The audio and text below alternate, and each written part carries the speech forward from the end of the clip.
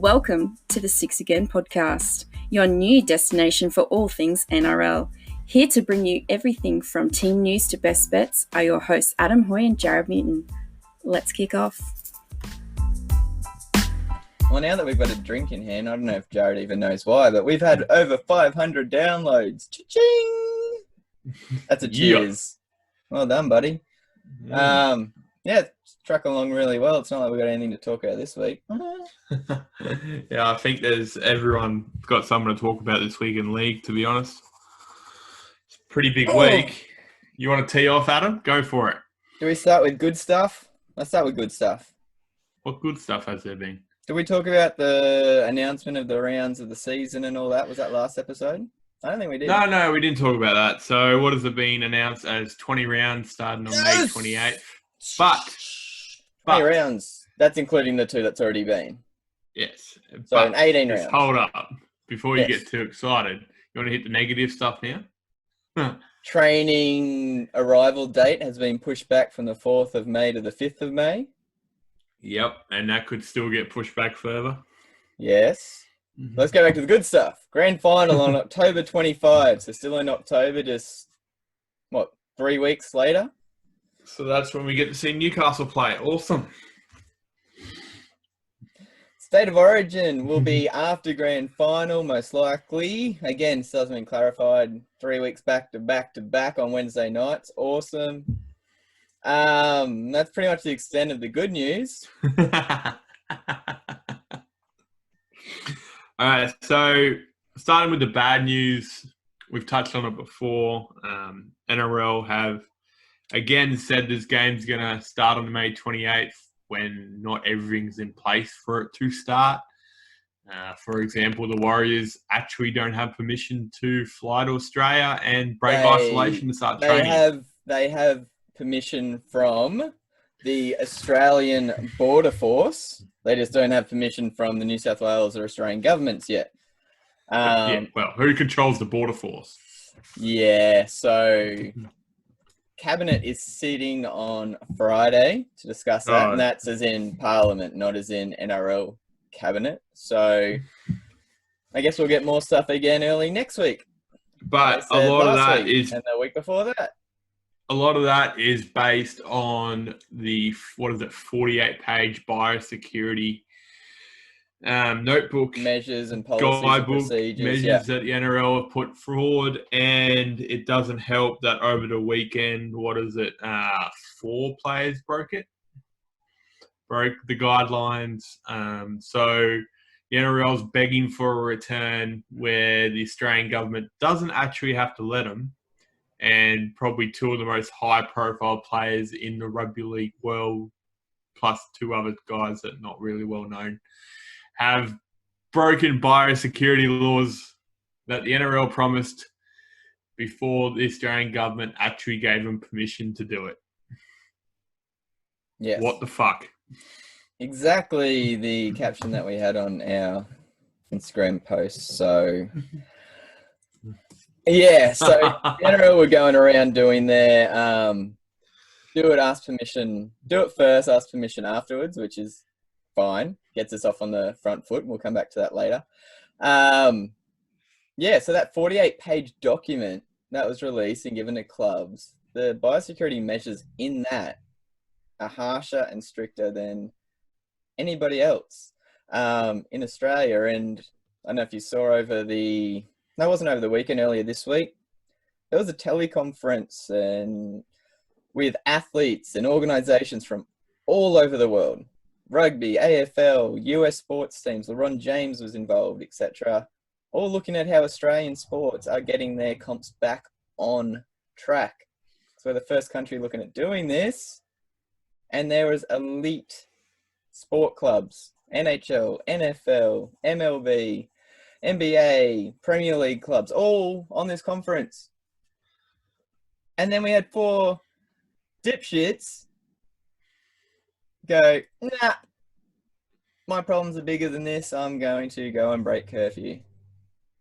It is just considering the fact that, these guys, their corporation is literally, well, I don't know if the word pressuring or pushing the Australian government to let Make a them decision. earn money again, and they turn around and do this. It is just like all the people who have fucking lost their embarrassing. jobs, all the people who lost their jobs should just I don't see how they got the fines they got. They should have been banned for the entire year. This isn't a rugby league thing. This is a global pandemic. I've said it all along. I don't even think rugby league should be starting. I'm excited they are, and I'm excited the government's about to let them. And then they do this. How can the rest of the comp be trusted? And as Paul Kent said earlier tonight, they are potentially costing every other player in the NRL their paycheck for the rest of the year. That's what they're doing. That's the bottom line. They're paying, and that includes the trainers, that includes the coaches, that includes everyone at rugby league headquarters. That includes this podcast.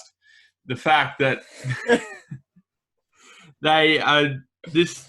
Oh, come on, guys. This no, I don't. Oh, it annoys me so much. So I agree with everything you said except for the ban for the season, but I'll come back to that as to why. Now, okay.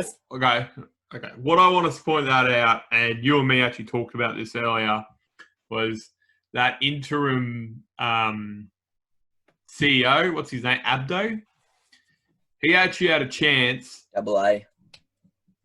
Whatever his name is, Abdo. He actually had a chance to put his foot down and go, okay, you're going to break it. We're promising the government that we're going to put strict new policies in. You guys are going to cop every part of the punishment we can make. And that's why I think they should be banned for the entire year. Yeah, I'll come back to why I disagree with that bit, but I also disagree with the punishments they put down as well. So, the first thing, obviously, we're going to talk about, if you've been living under a rock and you missed this, over the weekend, Josh addo-car had a couple of family members doing it tough in Sydney, which sucks. It does. A lot of people are also going through aspects or different things in their family. Reached out to a family member in Latrell Mitchell, cousin, he's got uncles up on the farm, said, can we come up and hang out and get back to our roots and our culture and all that sort of stuff? That would have been fine if we weren't in isolation lockdown laws. So we weren't in the middle of a pandemic. He drove up with his pregnant wife to hang out with the family. Cool. Now, they then went shooting, unlicensed shooting, motorbike riding, quad bike riding, hanging around, the campfire, all the fun stuff that you could usually do, just not right now. And then to keep things under wraps, they put it on social media and acted out, oh, I did what now? Now,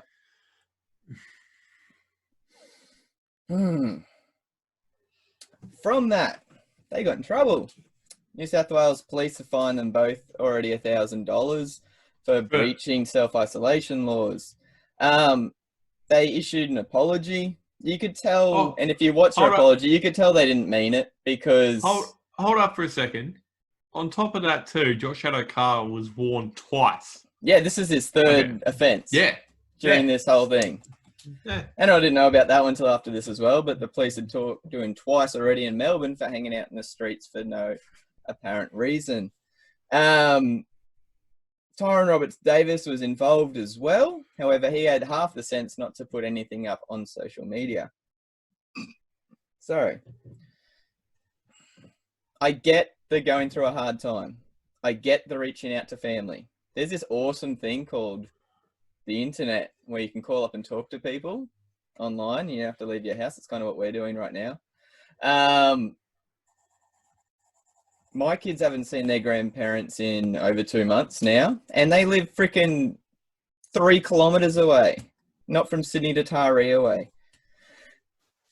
They put their apologies up on Instagram, and part of it was Latrell Mitchell saying, we're not being selfish. We just want to see our family. No, you are being selfish. You're being selfish to not your family. I get that. But to everybody else, like Jarrod mentioned. All the other NRL players, all the partners. Peter V'landys, who's been bending over backwards for freaking months to try and get this thing sorted. And you two think you're above the game and just putting everything else at risk just so you can go shooting tin cans. Now, Their first reaction was, we're doing it to get back to our culture.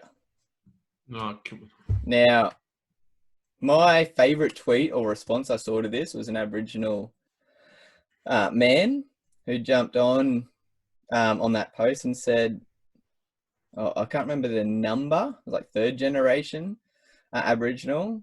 I don't remember anything in our culture about driving motorbikes, quad bikes, shooting guns, and having a piss up. If that's connecting with the land, it kind of goes almost against everything that Latrell was standing for in the Indigenous All-Stars game at the start of the season. But during that, he was a leader, he was proud of his culture and doing a role model-like thing, not having a piss up with his mates and family. From there, after already playing the race card, and I believe probably more disrespecting his culture than anything, he does his apology, as does addo-car. Hours later, he posts a picture of all the people going down to Coogee Beach and him at the campsite. Now saying, what did he say? Spot the difference. Citing colour. No. Coogee Beach was opened by the government. It is now shut a day after they opened it because people wouldn't adhere to social distancing once the beach was opened. So no, it's completely different. Yours was a planned decision. That was a government council decision open up to the public. It could have been anyone there. Don't even bring that in. I just... Fucking idiots. Yeah. Yeah, so... And then Cleary had about 7 girls over and said they were about, what? Wait, I haven't finished on the other one. Oh, sorry. Sorry. You've already said it's addo-car's third time. So this is what brings me to the penalties. Now, we've talked about the Warriors not being allowed in Australia. The New South Wales Premier has now called them out on national TV. Putting it into clear words, this is a freaking pandemic. This is life or death for some people. It's not affecting you guys, except for being locked up, in your houses. You come into contact with anyone at the freaking BP on the way home, and someone gets sick and passes it on to someone else, you've played a role in that. People are dying because of this thing. And you need to hang out with your family. I'm sorry. The Queensland government now said they need more time, which is something new. They've pushed things back. Now the fines, $1,000 each for breaching social protocol. Josh addo-car, it will be going to court for use of a firearm without a license. Latrell Mitchell not taking precautions and allowing someone without a license to use a shotgun. Gun's been confiscated. That's a court matter. That's like 2 years in jail, I think, is the maximum that Latrell Mitchell could face, plus thousands of dollars in fines. Now, the NRL fines 20 grand or 50 grand. 20 grand now, 30 grand suspended. Josh addo-car's on $300,000 a year.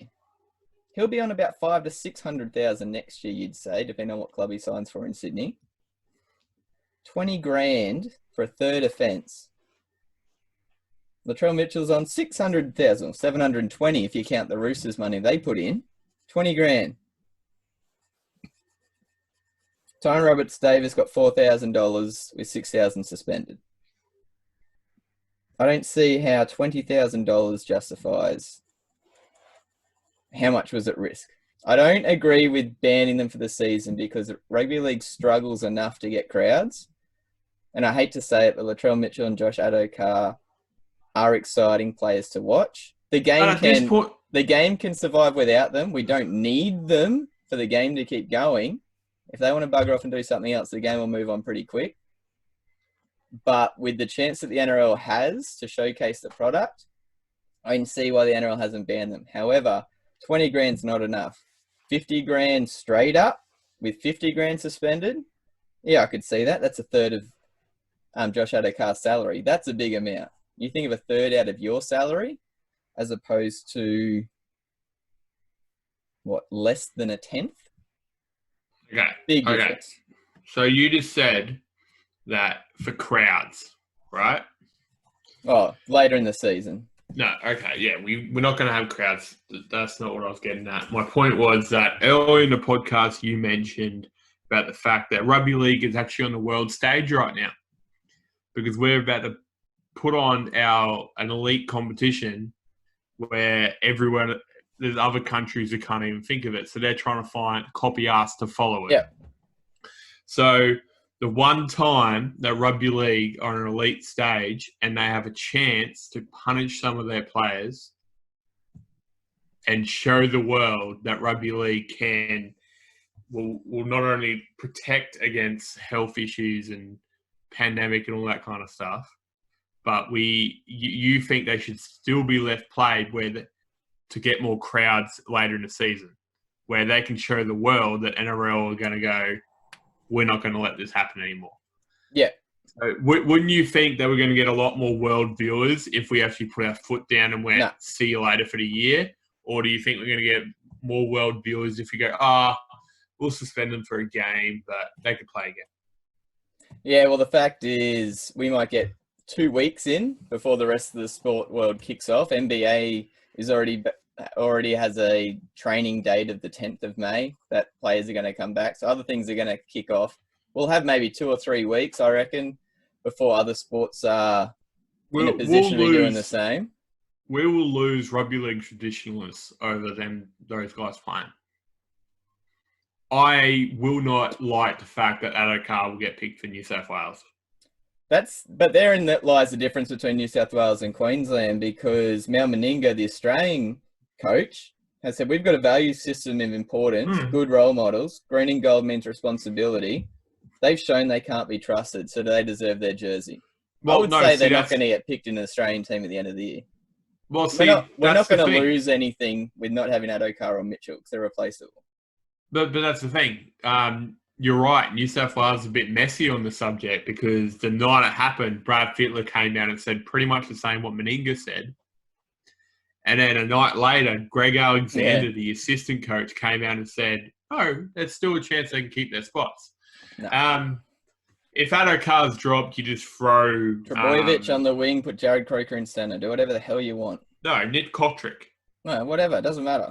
And then you got Trbojevic and Wyden still there. Yeah, they're covered. So they're fine. Australia, you've got a million options. Yeah, but like I said, the game can move on without them. But putting them should be on banned there, for a year. They're not going to get banned for a year. That'll end up doing more damage than it will. How? It showed the government that rugby league's serious about this.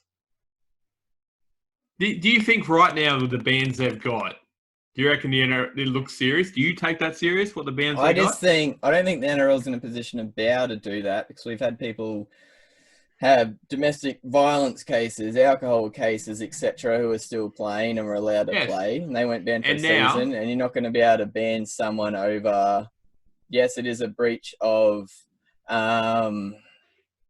policy, a breach of law, but especially for I can't remember his name now. Matt Lodge. Mitchell being the first case in this thing. Obviously, it is dangerous, and I've already highlighted that, but NRL's already put itself into a corner in one phase by not doing this with such serious crimes before. Well, no, but that's my point again. NRL under a new administration now. After this, there's going to be less people top-heavy because they don't have the money to hire them. They can go, we're going to start on a clean slate here and go, bang, anything like that gone. They're starting fresh now. This is essentially back in 1998 when the Super League died. You can't say... It's brand new. I don't think you can say gone because... No, gone. Banned a year. That's all I'm saying. Banned for the season. They're starting new. NRL, they've got a new CEO now. Like I said, there won't be as many people up there anymore because they've got to cut costs. They can really just go, okay, anything like that's proven, like the no stand down fault policy or whatever you want to call it, that's really good. But this is proven, and there's evidence of it. I consider this not in the same context of what other people have done, but they've broken the law and potentially caused death of other people, like you said. So why are they're only getting one game and a third of their salary gone? Yeah, I'd think that the NRL needs cash, but fine should have been much more substantial. But I agree with the hurting themselves in the short to long run. Talent off the field, not as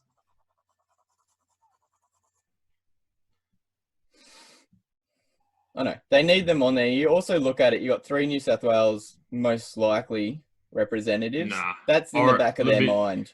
It has to be. It doesn't matter. It does matter. If it's no-name players, it's made it look weak.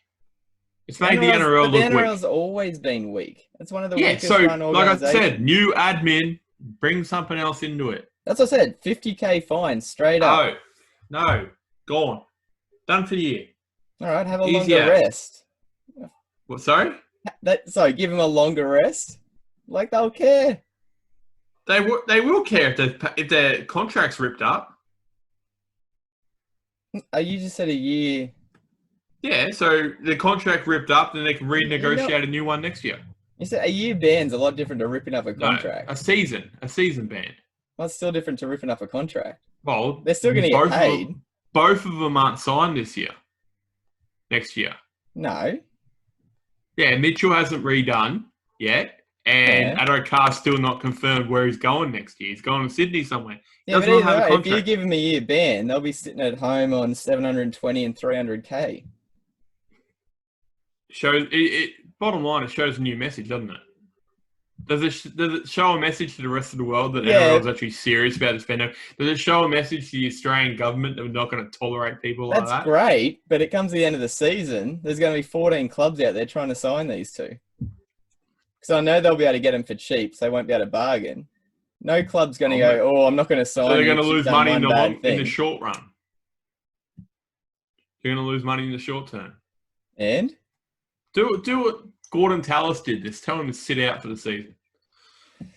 Yeah, but that's just hasn't had thought put into it either. Because you put that down, that's the money on the line that the NRL stands to gain from having the best talent on the field. Hurt the player individually off the field without destroying the product on the field. Wait, if they voided their contract, surely there's something about a behavioural clause in their contract. There could be, so but the clubs haven't come out and put their fines or their stuff down yet. Melbourne can still come out and ban them for 10 weeks. They won't because Melbourne will probably stuff by the end of this year with Vunivalu, addo-car. Who was the other one that's leaving as well? That's the other point. I don't think addo-car. I would say he wouldn't have done this if he had 2 to 3 years left in Melbourne and he knew he was staying there. You can't say that. You don't. He's only got to say. No, I don't. I'm just the way how players talk about Bellamy, how much of a hole he's going to get ripped by his coach. If he knows that he's gone at the end of the season, let's wait and see on that one. Okay. I don't think it's going to have any effect on him. I just wish they'd gone. Like, all right, 1 or 2 games, 50K. Go on, that's a fifth of the salary, whatever. So if they were sitting players out for a season every time, you had Joey Johns taking illicit drugs. You had Jonathan Thurston getting found drunk in a gutter. You had Matt Lodge doing his dumbass shit. If you were suspending players for a season at a time all the time, for every little breach, not little, but every breach of the law. And our game doesn't have enough high talent. It's got enough talent to cover, but... I agree it doesn't have the talent, but it doesn't matter. You can't be saying, you're going. This isn't... And I'm not saying what those other blokes did was good. Yeah, you can't compare the fines, but you can't just This is a pandemic, Adam. Off every... I've already said that.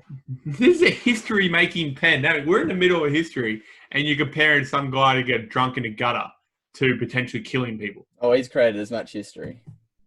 Oh, Jesus Christ. All right, no, this we'll leave it pandemic, there. this pandemic's gonna pass. We need to be making the most. Oh, we need to be making the most of every opportunity we can to showcase any of the best talent out there. Punish them off the field, not on the field. I don't think Melbourne's the second highest. I don't think they get away with it. Our Sissy's letting them get away with it because they're talented. Tyrone You're Roberts talented is something you Davis. should get away. Tyrone Roberts Davis didn't get suspended any games either, regardless of his talent. I'm hoping Adam Bryan throws the book at him. He could. We don't know that. I really yet. hope he does. If it was Mitchell Pearce, I'd be saying the same thing. If it was Kalen Ponga, I'd be saying the same thing. I get that. So you got 8 weeks for simulating sex with a dog. So I get that side of things why these guys don't get the time for breaking the law. But yeah, okay. So that's our point on the whole thing. What do you guys? Anyone sending comments? What do you guys think? You agree with me or Adam about the suspension? Oh, we both agree they're idiots, but the suspension side of things. The other thing I think they might have been thinking, Melbourne's the third highest rating TV club after Parramatta and Brisbane. You take away their highest scoring, try-scoring threat, Melbourne not in finals, you're losing a shitload of money in finals. Money runs the game, not the players. I hate it. I hate that. It's a I business. really do. That I know. And I always thought better business was doing the right thing, but clearly it isn't. No. No. And then you got Ivan Cleary. What did Ivan Cleary do? Oh, fucking, what's his kid's name? Nathan Cleary. Oh, Nathan Cleary. What do you mean, but? No, that was he had a few chicks over and they'd made a TikTok video. No. And they supposedly left up to 10 minutes. No. What? The TikTok was a separate thing after he'd already apologized for the first instance. He didn't even tell them about that until it surfaced. Yeah, so he had a TikTok video. The chicks were drinking down 100%. The chicks were drinking down the road. They're friends of his sister. They were waiting for an Uber. Said, "Oh, can we come inside while we wait for the Uber?" He should have saying, "Fuck no. There's 4 people coming to my house," even though he technically wouldn't get in trouble because they're coming to his place. Still dumb as shit. And then photo comes out and he says, "I didn't know it was happening." He's looking at the camera for 2 of them. And he tells them they were there for 10 minutes waiting for the Uber. They're like, "All right, you're an idiot. Here's a $4 grand fine, 6K suspended." After he's done that, then the TikTok videos come out the next day saying, "I thought you said they're only there for 10 minutes. Yet you're up here dancing with them for a period of time." That's a lot of action happening in 10 minutes, so you didn't know it was happening. And then what was he saying? "Oh, I apologize for that too. No one asked me about the TikTok video, so I didn't say anything." Yeah, I same deal. Banned for a year. That's just put their foot down. Stupid. Put their foot down. And then there was people coming out saying he didn't get fined as much because he's not black. Yeah. And Did you hear about Vlandis was like, "No, he got fined less because Have they actually said it's Trbojevic? The little one. He's not actually signed with Manly. It's not Ben. No, it's the other one. I didn't think there were 4 brothers. No, there's another one, and he's not signed by Manly. No. But the thing was, he went to a party and then came home, yeah. To where all Ben, Jake, and Tom live. Yeah, they all live. He's a fucking idiot. So, yeah. They'll be kicking his ass enough. Oh, God damn it. Let's go in the backyard and run at Jake. And then, Ben Eichen had his article today going, I agreed with sections of it. These guys do act differently and they are treated differently to the 100%. Rest of us because they are different to the rest of us. Their career is done at 100% with more pressure than any of us will ever be under. On the money that comes with that pressure, they're also having their bodies beating the crap out of them at training and then at a game. And then they get looked after off the field, as they should. They're treated differently to us, blah, blah, blah. I get that, Ben Eichen. I get that the age groups 18 to 35. I get that they're male. I get that they're stupid. But I'm in that age group. Jarrod's in that age group. Yes, we don't have the pressure. We don't have the media coverage, all that sort of stuff. But we understand what we're allowed to do and can't do. Yeah. And that's what you're leaning towards retirement age. Let's be honest. Oh, I know. But I get sections of what he was saying. It's an explanation, but it's not an excuse. Hold up. Brad Fittler, I'm just reading the article now, has said there is no way he would pick Latrell Mitchell, addo-car or Cleary if he was selecting the New South Wales side tomorrow. Tomorrow, yeah, that's it. I was waiting for that. And emphasise that the trio's behaviour will be taken into account when Origin returns. No, it won't. I hope it will. It won't. He already said that. He said that. Oh, who was it a couple of years ago? James Roberts? Someone. He picked like straight after something had happened. It won't. They're under too much pressure to try and win again. But yeah, they are treated differently. They had a different upbringing and everything. The world's at their feet.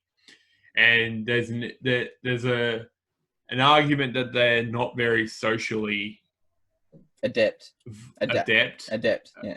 They don't understand how the world works day to day. But in saying that too, that seems like a pretty big cop out. Yeah, exactly. Addo-car should, because every recruit that goes to the Storm has to spend 2 weeks out on a job site somewhere and to realise what the real world's like. That's why George Rose never made it down there. He said it was too bloody hard. Yeah, okay. So we've touched on all that. That's just... I'm sure there'll be more news coming over it the next couple of days, and we'll touch on it again on Sunday. But now for the fun. All right, one more thing. Oh, shit. What? It makes the critics look like they knew they were talking about. I had to look at a couple with all the words when the NRL said it's May 28th thing, and the critics were saying, oh, it's arrogant, it's presumptive, it's irresponsible. Yeah. And then Jeff Kennett... that was me. Yeah, but Jeff Kennett then comes out. He was the AFL president. I think he stepped down at Hawthorn saying they're choosing money before player safety. Mm. Yeah, it's a freaking business, man. The NRL's going to be here 20 years after any of these guys retire. Yes, it's about money, but we have to put these things in place as well for everyone to be safe. But Australia needs sport. I agree in every circumstance except for a global pandemic. I think we can take a back seat on sport when people's lives are at stake from a coronavirus. If you're putting sport on that will put people in danger, yes, definitely do not do it. But the protocols and the steps that the NRL is going to and taking in place to get it on safely, 100%. It only works if they follow them. Yeah, exactly. So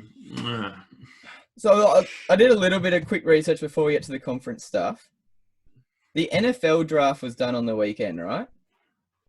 It's the first time they've ever done a virtual NFL draft. So usually, for those who don't follow American sport, the draft is held in a big arena.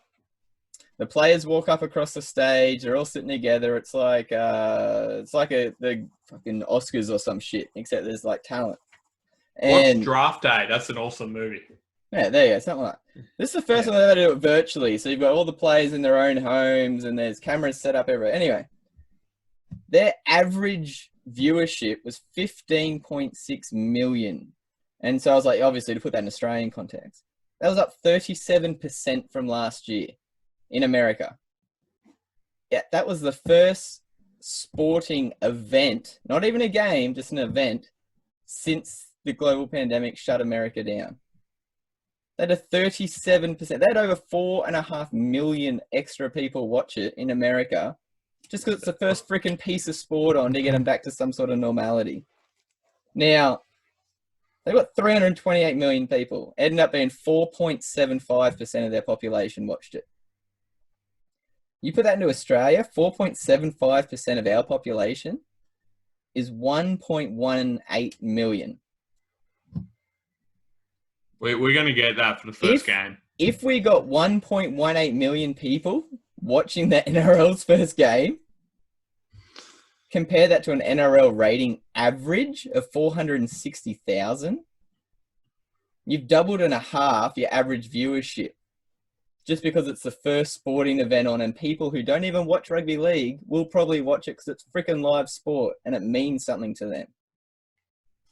So the NRL still has to push and go ahead. And yes, 1.183 million was the highest rating game of last year in the standard premiership, not taken into Origin or anything. It was Melbourne versus Brisbane in game 1, or round 1. Nothing reached that because it's round 1. It's the first thing on for the season. You got Melbourne versus Brisbane. That's freaking, it's the chance the NRL has here is huge. So we still have to keep pushing ahead. And we need the best product on the field and cripple them off it if that's what we need to do. That's right. There's too much freaking on the line here. Get your shit together. Okay. So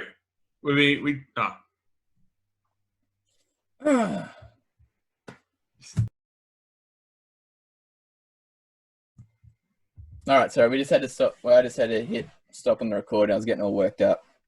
All right, so with this conference system, Adam is going to tell me the positives of having a conference, and then I am going to tell him why he's wrong. So let's go.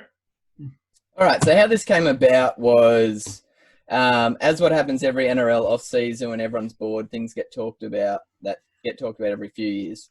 Now, a big thing in this off-season was we're getting closer to expansion. Rah, rah, rah. So the conference idea was thrown out there by a couple of people. Now, both Jarrod and I are in agreement, and how we set our arguments up was an NRL comp that has 18 teams, not the current 16. So we're picturing a team probably in Perth, because they get thrown up every time. And the second place where it looks like they're most likely would be a second team in the Brisbane Ipswich area. Or I think the third sort of option is your above Newcastle, below Titans sort of area. I reckon the best chance someone has is probably Redcliffe. That's my bet. Oh, yeah, something like that would be awesome. Redcliffe, Sunny Coast sort of team, something like that. That'd be huge because you've got, Redcliffe, Falcons, that sort of stuff. So we're basing this off a 18 team comp. So, 3 years down the track, maybe? Not now. But not now, yeah. Before this pandemic, 3 years. Now, probably 4 to 5. 14. Yeah. 14. So it's not just going to get back up and running again next year. It's going to take seasons. So I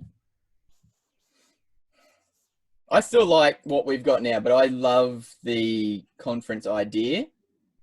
I don't like it exactly how it is and how it works in the US sports, and I'll explain why as we go along. But I love the idea of a conference system in Australian sport because I believe it's going to get rid of one of the largest negatives for clubs. And I think it's going to introduce more positives to fans. That's why I went along with it. So how I've done it, 2 conferences. Remember, we've got 18 teams, so 9 teams in each conference. They're called the North Conference and the South Conference. I know, imaginative, right? North means the most northern teams, and it's a bit split up in Sydney. So that's got Cowboys, Broncos, Titans, Newcastle, Manly, Parramatta, Penrith, Tigers, and then the Brisbane, Ipswich, Redcliffe, wherever that expansion team's going to be. Southern Conference has Warriors, Storm, Perth, Cronulla, St George, Canterbury, Canberra, Roosters, and the Rabbits. Now, I know that the Parramatta, Penrith, Tigers, Canterbury, Roosters, Rabbits are all very close in and around Sydney. That comes back to the rivalries later. I've split them that way for a reason. Now, still going to play 24 rounds, as we do now. Okay, because player workload and all that. By doing 24 rounds, you play everyone in your conference twice, a home and an away. That's going to build those rivalries again. You got your Cowboys, your Broncos, your Titans all playing each other twice. You've got Newcastle and Manly playing each other twice. You've got Manly and Parramatta playing each other twice. You've got your Penrith Tigers and Parramatta, so your Western Sydney rivalries playing each other twice. And then your Brisbane Ipswich team, which is going to build a rivalry with the Broncos pretty quickly, twice. So some of the biggest rivalries that aren't really big rivalries anymore, your Manly and Parramatta, your Western Derbies, Parramatta, Penrith Tigers, and even your Newcastle Manly, because we don't like each other. You get to play those teams twice a year, which is great. On the southern side of things, you've got your Cronulla St George derby. You've got your Roosters Rabbits. You've got Storm. I wouldn't say Storm and Warriors is maybe a rivalry, but you're always getting big crowds to those. Okay. Now, that gives you 16 games. Gives you 8 games. It means you play 8 of the other conference. So you will miss one team in the other conference each year. But you won't be playing those teams home and away. Meaning, if you're in the North Conference, you might play one team in the South Conference that year, home, but you won't have a home game against them for at least 2 more years, at least another 2 years or 2 seasons' time.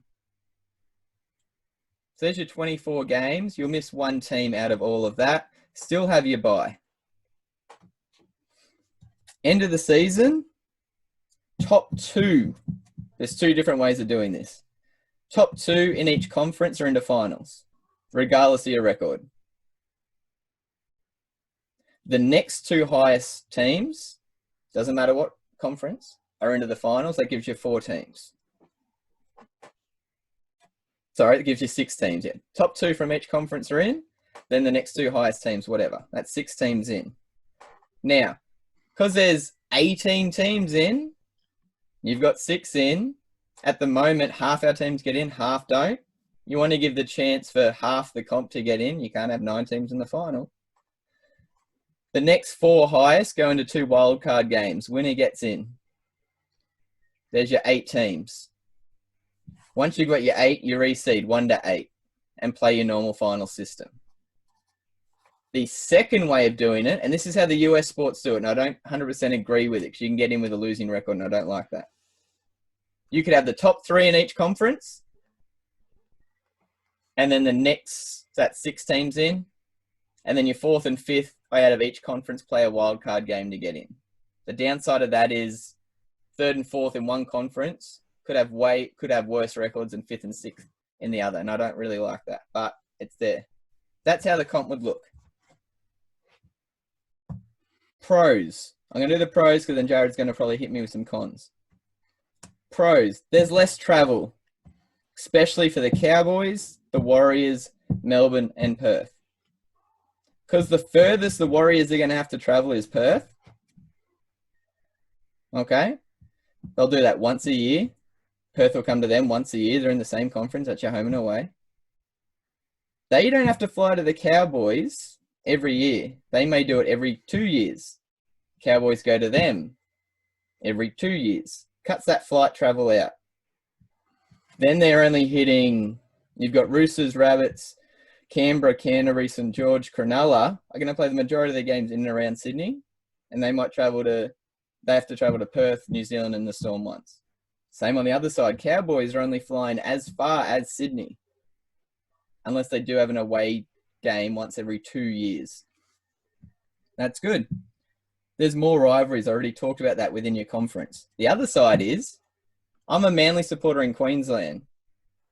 I'm lucky enough that I'll have a home and away game each year. But if I was a Canberra supporter, I'm only going to have the chance to see the Raiders at Suncorp once every 2 years. So I'm damn well going to be at that game. You're going to get a hell of a lot more fans going to see their team knowing that they can only see them once every 2 years unless they're going to travel interstate. And it also makes every game worth something. Knowing that if you get those top 2 positions in each conference, you'll be able to have a chance to rest players if you want to, and it takes you away from that wild card game. So it's not just trying to sneak into the finals. Also gives the comp one more game to put on. Yeah, beat that. Okay. So with the 18-team idea, I understand that it's the only way this conference idea works. But the closest example we've got to a conference that we can pretty well look at that's closest to our sport would be NFL, right? So there's, how many teams in the NFL? 32? 32. 32. Okay, so there's 32. How many teams do you reckon are quality in that in the entire 32? So how many teams do you just see their squad and you're like, nah, because they're players?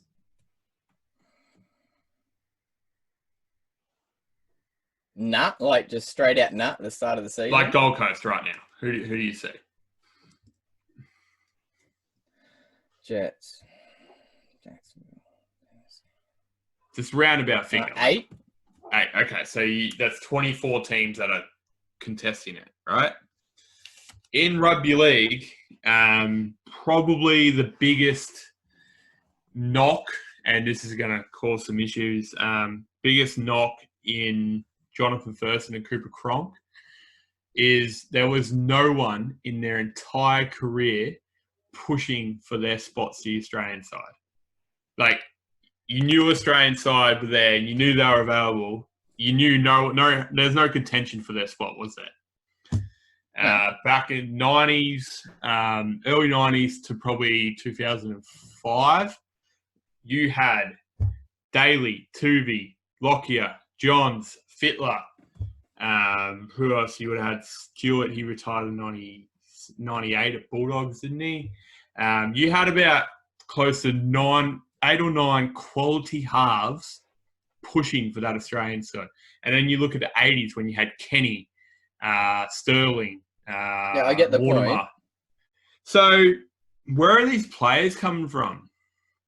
That's my point. So right now, it's kind of contentious for the halfback spots for Australia not because of the quality that's there, but because there's no one's put their hand up definitively. Like, really, no one really. Like, we don't even know who's going to New South Wales halves, and they're the most dominant team there is this year.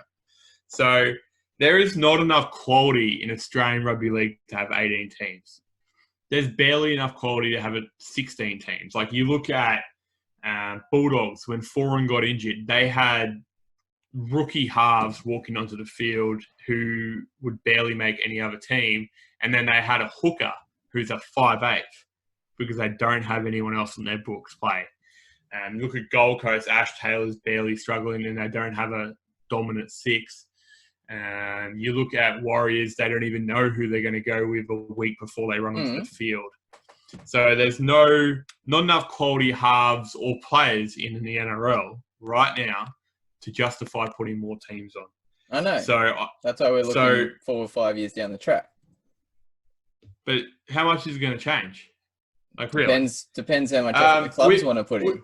With your rivalry games, so you mentioned that the rivalry is going to be more intensified there. I don't necessarily agree with that. Over the years, like games like you don't have that intense rivalry as much. So over the years, so for example, Melbourne Manly over the 6-year period, they were dominant. What if you had a team, say North Queensland and Canberra were the dominant teams? They only get to play each other maybe once in a year, if not, then they have to play each other every 2 years. You're not going to have that rivalry. They should be playing each other 1.5 times a year like they've got now. No matter what, they should be all in the same system. You don't know who's There's no guarantee. There's no guarantee with the system now that you'll be playing a team twice a year anyway. No, there's not. That all comes down to chance. It's still, and to be honest, part of the NRL is the travel. So part of the NRL is the ability to travel from New Zealand to North Queensland. They go there thinking they've got to do that. So that's just part of it. I don't necessarily agree with the fact that there's a lot more. There's teams in Sydney who are 20 minutes away from each other don't play each other. How's that for a rivalry missing out? Like, you think Roosters and Manly aren't going to play each other, but they're 20 minutes away. They probably live together somewhere. They're not 20 minutes away. You know what I mean? At I least do. an hour away. I do. Yeah. When I was putting the two conferences together, what I got stuck on was your Parramatta, Penrith, Tigers, Roosters, Rabbits, Canterbury. Now, I did try putting all of them in one conference, but then I was like, you'd have your St. George, Cronulla having to shift to north, and they're even further away. I was like, well, that's not going to happen. And I know I wasn't going to get a perfect fit anywhere.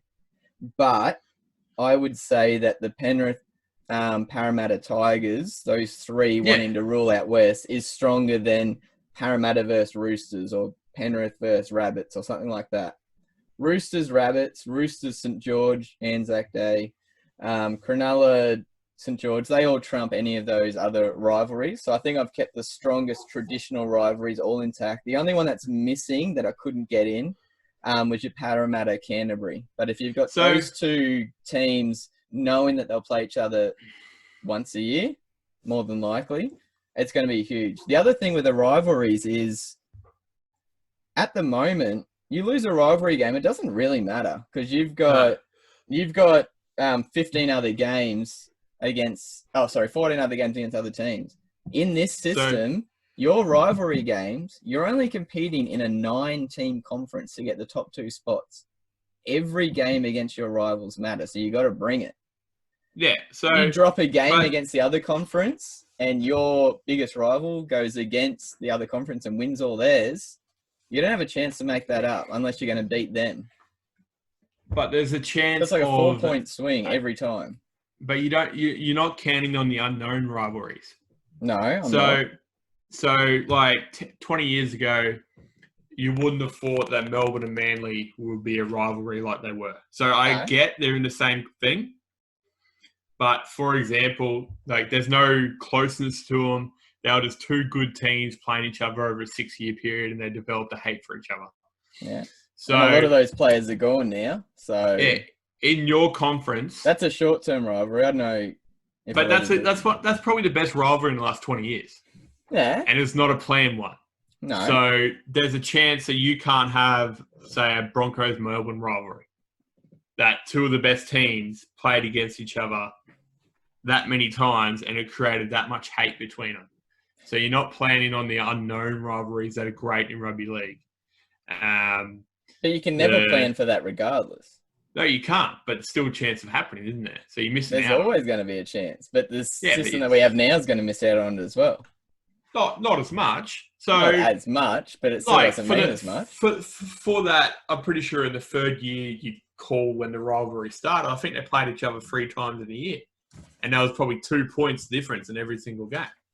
So you can plan around the commercial side of things in a rivalry that no one knows is going to happen. This system here, you can also plan the comp years ahead knowing that what the draw is going to be like. You can't plan the NRL comp in the years ahead because you don't know what teams are going to be in it next year. This is once the conference sorted, you numpty. No.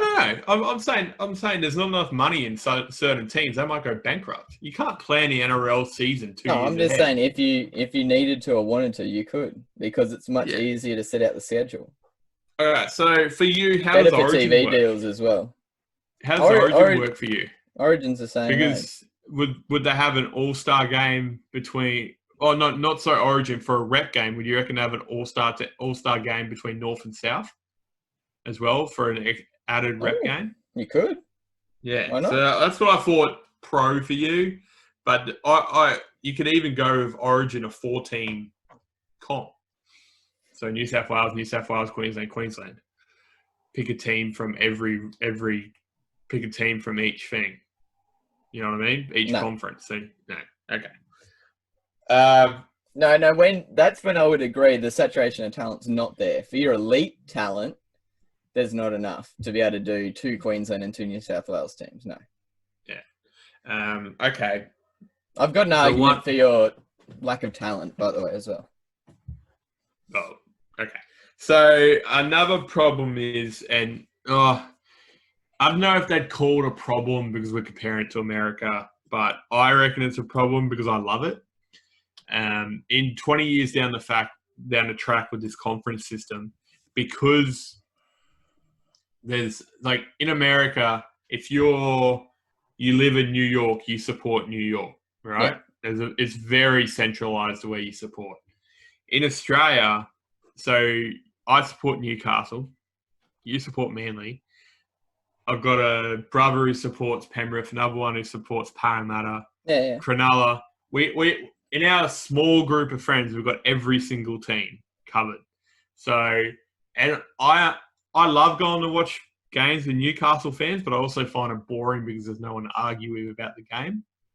So if there's everyone centralized like they do in America, I reckon games will get boring because not as many, like if you got the same people supporting every game, the same team, it gets boring. So you're saying having supporters of your club sucks? No, I love it, but I like arguing the team who we're playing. You got to admit, that's fun. Yeah, so you're saying that when you go watch Newcastle at Suncorp, you're surrounded by Newcastle supporters, not Broncos? I am never surrounded by Newcastle supporters. So I don't get your argument. That's what makes it fun. I love having friends who support other teams. Yeah, you're still going to have friends that support other teams? Not really. Not as much. Not with a Why would people change their teams? They wouldn't change their teams. I'm talking 20 years down the track in the conference system. Our kids will choose the teams that's right next to them because they only travel, in that little area. They won't even care about the Southern Comp if we live in Queensland. I don't reckon many people will stray outside their conference as supporting the team. That's not good. I don't think that's a good thing. I don't get that argument whatsoever. There's a reason why the American sports, and I don't like your comparison earlier about the NFL, and I'll make that clear in a second. If they've got a team, it means every home game they've got, they freaking pack it out because they want to see their team. No, they don't. Look at Roosters. They don't pack their teams out because there's 20 teams in the area. You're saying the centralized or the localized thing's a bad idea because you'll have too many people there going for a team. Yeah, it's boring. That's so boring. Your argument is boredom. Yes, and you're trying to get the commercial side of things. You don't want boredom. No, I want good damn games. I want the fact that when I verse Parramatta, if Manly sucks that year and Parramatta's good, and for some weird reason, and this happens in sport, we can beat them twice because we're in the same conference. We've cost them 4 points within our side of getting one of those two spots. So even if Manly doesn't make the playoffs or the finals, I've had a good year because I've stopped Parramatta getting there. Do you consider that a good year? That's how much I hate Parramatta, yeah. It was like that. It was like that. I'm glad you support Manly with those low standards. And Billy and I, so Jarrod's older brother Billy's a Parramatta supporter. There was how many years ago? It wasn't that long ago. Parramatta got the wooden spoon. Manly sucked that year. I think we missed the finals by 2 spots, or we might have come 8th and got our ass kicked in the first round. I can't remember what it was. But Parramatta got the wooden spoon, so that's like the second best thing after us winning the grand final. I was happy. I knew we weren't going to be able to win the comp, but as long as Parra didn't. And that's how proper rivalry should work. And there's still an argument about the fact that you don't know who's the best team. No. You don't. I don't think that argument's there, and that's why I changed it from the American system. So you compared NFL to rugby league before, and you can't do that because 32 teams, they're not just split into 2 conferences. They're split into divisions, and your division's got 5 teams. Within that division, you play each other twice. So if you're in a 5-team division, you're one of 5 teams. That's 8 of your 16 games already used up with only 4 other teams out of 32. Now, you can go 3 seasons without even playing another team out of 32 teams. Okay, but within your competition, there's only 1 team you're not versing that year. Yeah, so... Which is the... And even if you miss the top 2 by 2 points, you've got 2 other chances of getting in. Yeah, so what if one comp could be 10 times worse than the other one? Yeah. So, but you're still going to have, say, best example probably for rugby league, other than the NFL, which I still stand by, is Super League, 97. So Newcastle and Brisbane probably never figured out who was the best team that year. Yeah. Right? And I understand that there's 3 grand finals in your competition. So What? you got, one grand final. Do you consider because they combine? Yeah, don't worry. They combine. Sorry. Yeah, so I was thinking that the So two conferences have a grand final each. No, that's why I preferred the top 2 only from each conference.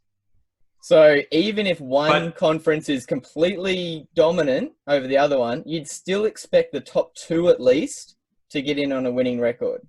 But in saying that too, there is a chance that Newcastle and Broncos don't play each other to the grand final in 97. No, because after the top 8 is finalised, the top 2 from each conference get in, that's 4. Yeah. Then the next 2 highest, regardless of which conference get in, that just goes on winning record. Yeah? Mm-hmm. So that's 6 in. So technically, you could have 4 from one conference, 2 from the other so far. Yeah. Technically. Yeah. It comes down to winning record. The last 2 spots, there's 4 teams who can get them. You play a wild card on each side to get those last 2. Once you've got those 8 teams, it's reseeded regardless of conference. Then it just goes on winning record, 1 to 8. Yeah, so there's still a chance that they don't play each other in a grand final until the grand final. The way the finals work, because if it's reseeded, what do we do? 1 versus 2, 3 versus 4. No, you just do the same final series that we got now. That's what I mean. Yeah, Every game matters. You might still finish second in your conference, but be behind 3 in the other one. Okay. So what benefit does it have? Huh? Does it have a benefit from commercial point of view for you? How? TV ratings would be bigger because you're going to have, I believe, greater... the fact that rivalry games are going to count for way more because they're in the same conference, it's pretty much worth 4 points, not 2 points. You're getting 2 and costing your more direct opponent 2. So that's going to account for more. There's less travel for each club, which is less cost already outlaid. They're probably the 2 biggest ones, money and ratings and travel. The clubs are going to You don't know if it's going to be ratings because I reckon it's going to divide the NRL. So Northern Conference might not watch New South Wales Conference, Southern Conference.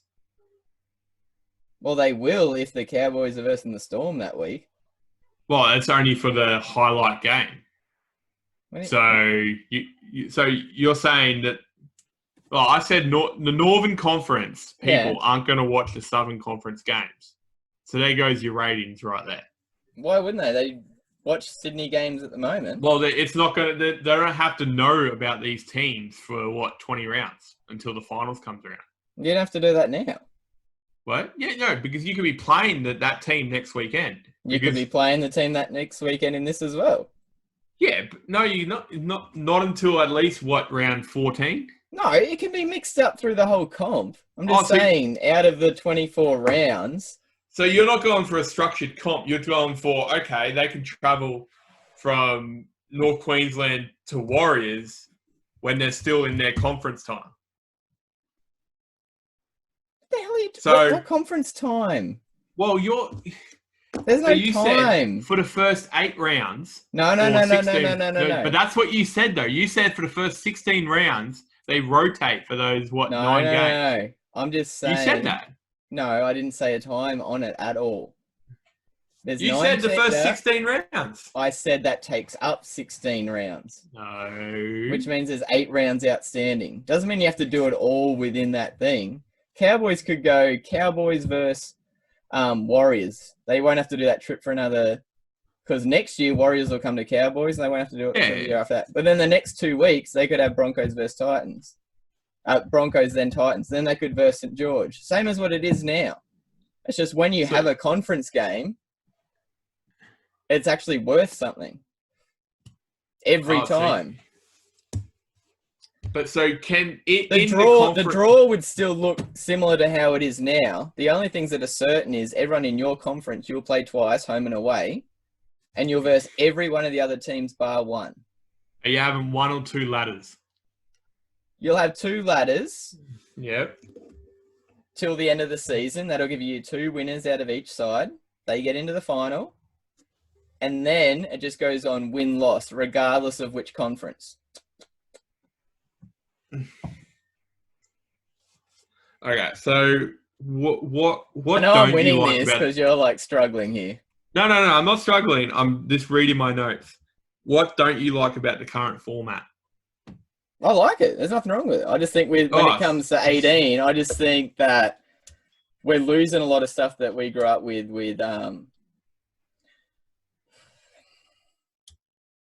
there's nothing drawing me in to watch Canterbury and freaking, I don't know. I'm trying to think of a rivalry. There's nothing drawing me in to watch Penrith versus Tigers at the moment. Yeah, but that's not the game. That's how the game's sold. So that's not the game, the players' fault. No, I know. Because there's nothing riding on it. There's no interest for me to watch it. I don't watch either team. But if I know that there's 5 rounds to go and Tigers are fighting for a spot against frickin' St. George in the other conference for the last wild card, they'll be playing like it's a grand final with 4 weeks to go. Do you know how you solve this rivalry round problem that you keep going on about? Make the Bulldogs' home game at Belmore.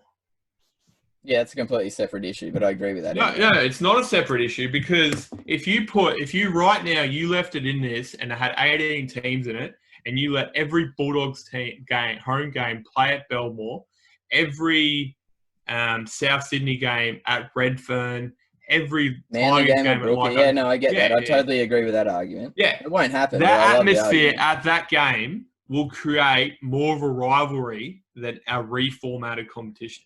Yeah, but it won't happen. I guarantee you. Yeah, but I'm not arguing. That's a lot easier than reformatting the whole competition. That can solve every problem you're having. It's easier, but it's going to cost you a shitload of money. That's why the NRL won't do it. That's why I like the private ownership. That's a whole different argument. Hey, I'm coming from Tinkler. You have private ownership, you're not going to have Lotto Land Stadium. Oh, so you're just having to go at the name of stadiums. Well, that's how they get the money. That's the problem with the NRL. Not one NRL club owns their field. Yeah, well, that's the problem with the pandemic because AFL do. So if you Manly hires Brookvale. Isn't it? Like freaking you and I could go down to Manly Council and hire Brookvale for a weekend if we wanted to kick the footy around. Well, can we do it when Manly are playing so they can't play? No, they charge Manly like $12,000 a game, and for everyone else it's like $500 or something. So my point is that if you just brought teams back to their home stadium, that would create the rivalry games you want. Yeah. I got nothing wrong with that. It's got nothing to do with our conference argument, but I like the idea.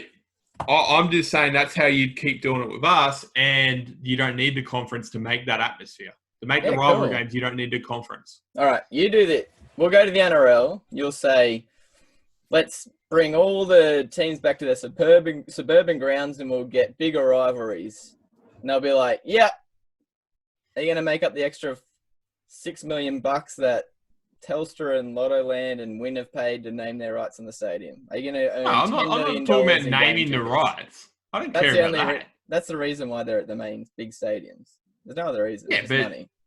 No, because it's and the Channel 9 are telling them. Whereas I'll go, hey, I've got this idea with less travel for the team, so less money spent, more rivalries, therefore more ratings, and that's pretty much all I have to say. Yeah, but you're not letting games 20 minutes down the road, teams play each other. I could go a whole season and play the Roosters once. Same as this. Yeah, but what if that's the rivalry of the current time? You can't plan rivalries. That's my point. No, you can't. Rivalries are made. I base this one around the ones that are already made. Yeah, but Penrith Parramatta, there's not that big of a rivalry anymore. They used to be. Yeah, there's not anymore. You put them back in there. Well, Bankwest Stadium will make it better, Penrith Stadium probably make it better. But if you make them teams good, it'll probably be better.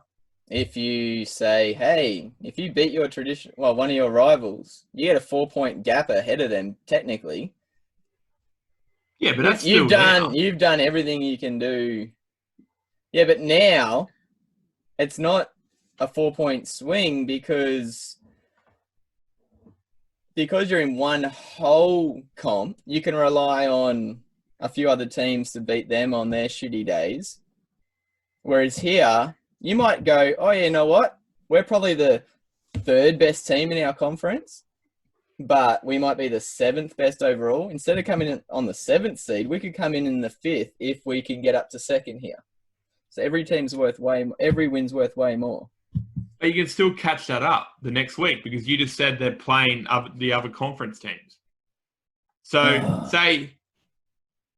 but you still get those 2 points if you win against the other conference. You're versing everybody. Yes, but you are. So you're in a 9-team comp, not an 18-team comp. Yeah, that goes for 24 games. So you're still playing those other teams once, right? Yes, but the games in your conference are more important because you're beating a direct rival for one of the 2 spots that you can go for. Yeah, okay. So not one of the 8 that you could go for normally. So say round 1, Parramatta play Penrith. Yeah. Parramatta win. Okay. Next week, Penrith play Broncos. Yeah. Penrith win. Yeah. Parramatta play Cowboys. Parramatta lose. Yeah. So they're even going in the next round. So it's still playing those other 8 teams. It's still even. Yeah, but they've already burnt up 2 of their 16 games within their conference. So they're not going to have the chance to directly play the person that they've already lost to catch 2 points up against one of their direct rivals. But it's still playing a 24 game and they're still playing every team. So but when one of your rivals in your conference plays outside the conference, those 2 points are up for chance.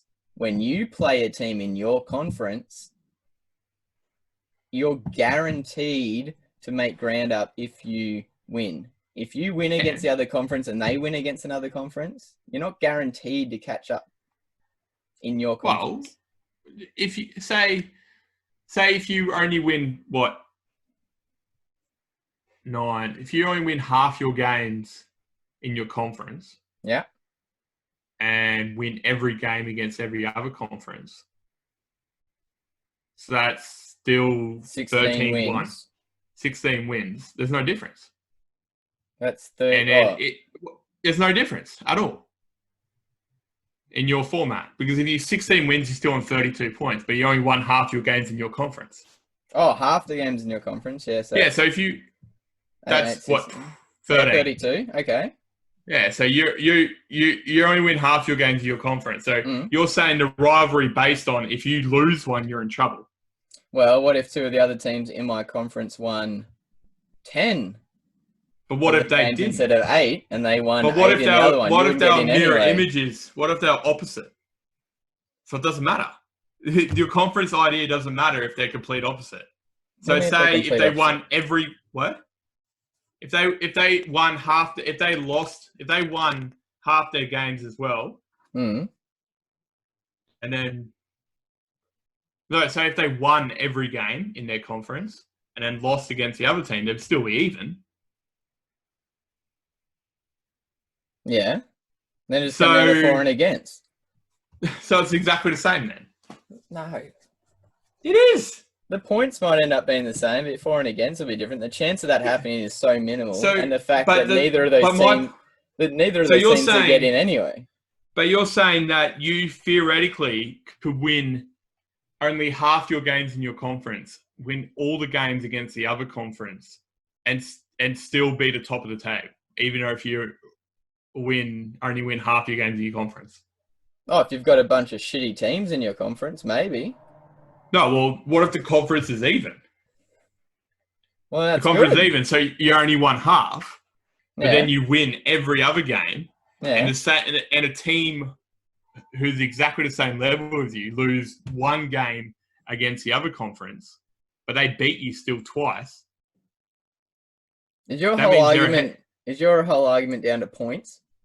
Yes.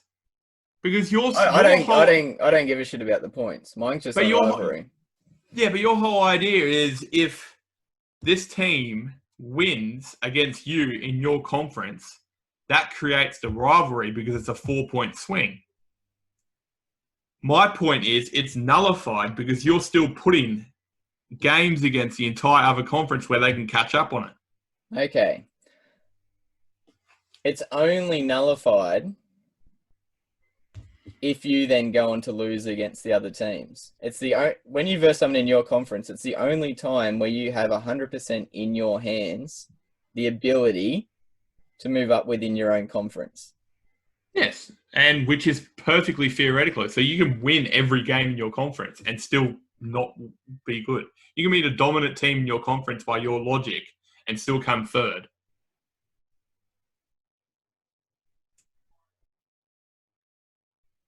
So you're going to say, I'm going to win 16 games out of my 24 and miss? Okay, so say if you only drop 3 games, you win 32. 26 points. You only lose 3 games in your conference. 26 points wouldn't get me in anyway, because 26 points will get you maybe you only 8. have to win 2 other. That means you only have to win 2 other games. 30's been the cutoff for a long time. So you only have to win 2 other games against the other thing, and you come third, but you're the dominant team in your conference. Yeah, so you'll still get in, because you'll be the top one in your conference. But that takes away that whole rivalry thing you've got. You can be the dominant team and still come to shit in your conference, can't you?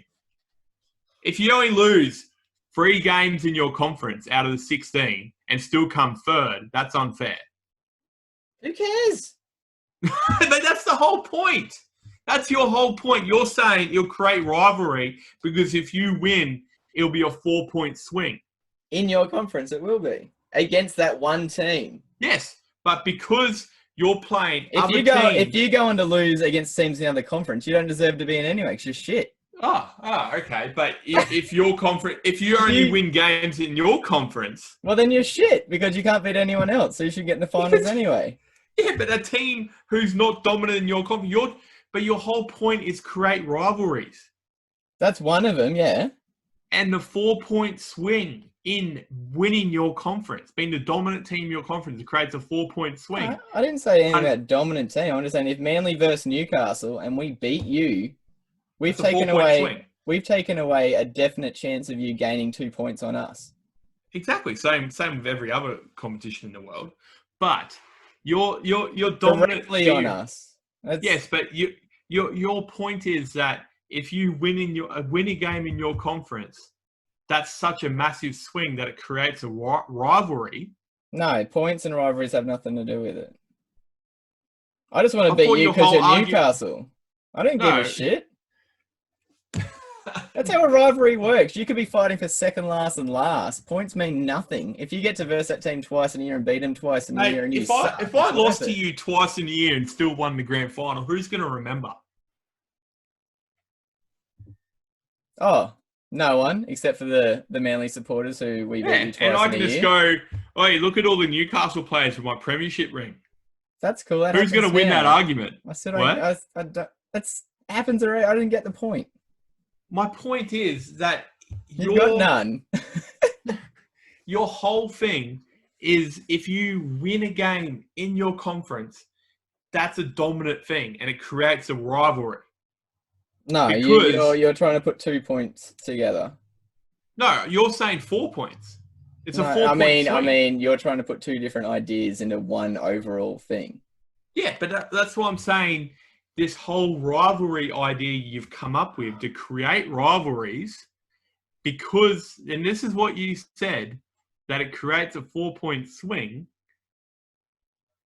that's null and void if you can dominate your other conference. Yeah. So how does it create rivalries if it doesn't matter? Rivalries have nothing to do with points. Yes, they do. I'm looking at the math side of things at a ladder right now. Rivalries have nothing to do with math. Oh, yes, it does, because you win for and against gets you. If came round 26 and if I lost to you, if I needed only 6 points difference to if I lost to you by 6 points and was still able to make the finals, I wouldn't care if I lost by 6 points. I made the finals. You didn't.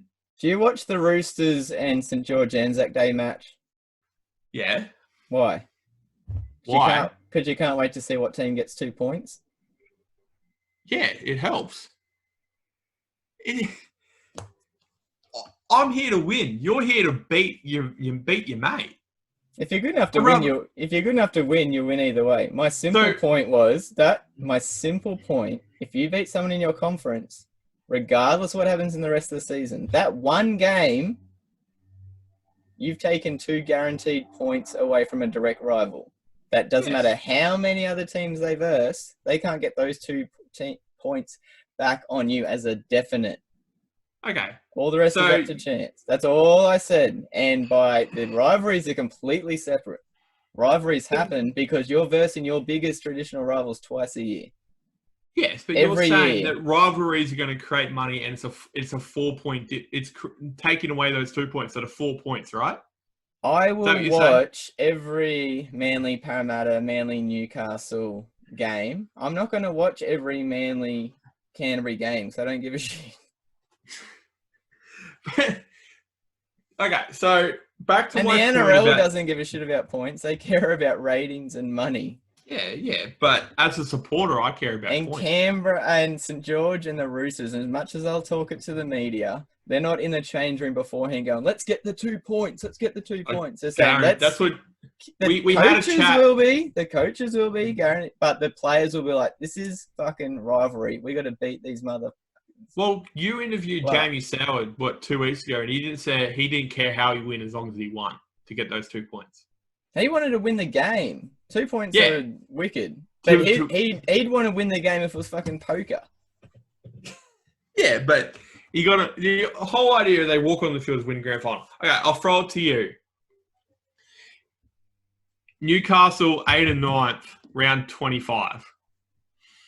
Newcastle Manly 8 and 9, round 25.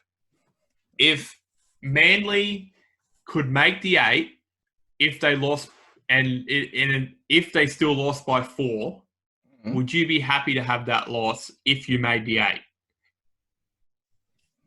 So where do you say we're going? Doesn't matter. 8 and 9th. Well, we wouldn't be in Manly are allowed to lose by 4. If we're coming 8 and 9th, we wouldn't get in. Why? It's only the top 2 from each side get in, then the next. No, I'm talking about right now. Right now. Right now. If they lost, but it was less than 4 points, and that guaranteed them a spot in the 8, would you still go for it? Would you still be happy with that loss? So we're sitting 8th, you're sitting 9th. Doesn't matter. And you beat us. Yeah. By less than 4 points.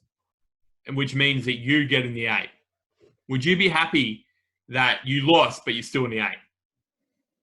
Oh, I'd be pissed that we lost. But you'd be happy you're playing next week, aren't you? Yeah, technically. Yes, that's my point. You don't care. But that's a completely different system. That wouldn't happen in this one. But that's my whole point. Your whole system is the conference games are more important than the other games. Aren't they? Yeah. But my point with your system is that doesn't matter.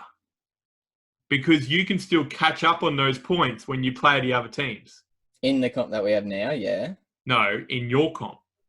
In my comp, there's only 2 spots that guarantee final spots. Top 2 in each conference. Yeah, and so that's my point. If you can finish 3rd in your conference and not make finals. If you win like 75% of your comp, but you still get wildcard points, don't you? If you've got enough wins, yeah. Yeah. So if you win 10 out of 16, that's 20 points, and 7 games, that's 28 points, and you've got a really tight comp, and you say you get 3rd. But the person behind you didn't win as many conference games. Oh, sorry. The person ahead of you didn't win as many conference games, but won more outer conference games. Would you be mad? which that's a chance of happening in your comp. My point is, you're basing this whole thing on you'll get more rivalries if you play a conference competition because the conference games are so much more important. My point is, it's not. They're not as important if you can win the other games. Sure. All right, we'll go with that. I'll do the maths and come back to you next episode. Okay. So you could finish on 28 points and still not make the finals. I like that. Yeah. No, but like you're still. So I'm pretty sure last year was the lowest intake of points to make the finals because it was so close. So that's happening more and more. It's getting lower and lower the minimum. I'm pretty sure a few years ago, I think Melbourne and Roosters got 38 points to get the minor premiership. Last year, they got like 32. That's going to come back to the argument that I'd like to make against one of yours, but you've just argued for 20 minutes in circles. You were talking about competition for spots. That goes in cycles. That'll come back in like 5 years. Same with the points to get into the top 8 will come back in 5 years. That's null and void. So there was a spot for like 3 years where Queensland didn't know who the fullback was going to be before Slater came along, where you had like 4 or 5 different people it could have been. So I end up with Shafkovsky on one wing, Matt Bowen on the bench, Billy Slater in the centres. Who else was there? Yeah, Lockyer was still doing that shift between the two. There was like 5 all fighting for one position. They just end up throwing them on the wings and that sort of stuff. New South Wales have had to do that as well, with Fittler playing lock and. What does that have got to do with anything, right? Well, you were saying that there's not enough talent going around or something about too many people trying to fight for one spot. I'm just saying that just comes in cycles. That's not just. You can't use that as an argument because that's going to change over time. With the talent side of things. Talent will be fine. That comes up to recruitments to club and better scouting. Nah, there's not enough talent in rugby league. Sure there is. All you have to look at is the gap between Q Cup and New South Wales Cup compared to NRL. Yeah. That's all you have to look at. There's such a gap there. That's why we've got 4 years to build it up. I would put Gold Coast ahead of the top Queensland team, top Q Cup team. Sure. That's how big it is. Falcons would lose to them. Go for it. Yeah. Doesn't bother me. If the NRL clubs are coming out putting 2 rookies at halfback or halves, that comes down to their scouting at a young age, their ability to hold on and improve the talent, and their ability in the free agent market. If they're playing overs for someone who doesn't deserve that money, which leaves them with less money for their other positions, that's their fault. Yeah, but they're playing overs because there's no one out there and they're just picking up who they can. I think Storm's a perfect model of what you can do with 1 or 2 superstars and then get the best out of a whole bunch of off cuts from other clubs. Yeah, but they're in minority. Yeah, but they're still showing how it's done. Are you kicking your desk? No, I'm hitting the pen down. Sorry. Manly did the same thing in that same rivalry span. Yeah, we just did a salary cap. Sure. But we did a really good job of bringing up juniors and no-names and turning them into elite talent for that time period. Yeah. Some clubs are better than others at doing it. Okay. What does everyone else think? Message in if you agree with me or Adam. Conference. No.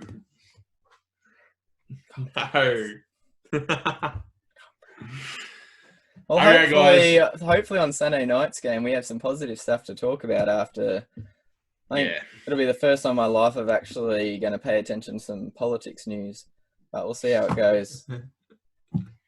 All right, guys, we will have this will drop, Thursday morning, not this morning, and then the next one will be Monday morning. Jump on any of our platforms, vote conference. Bye. See you later, guys.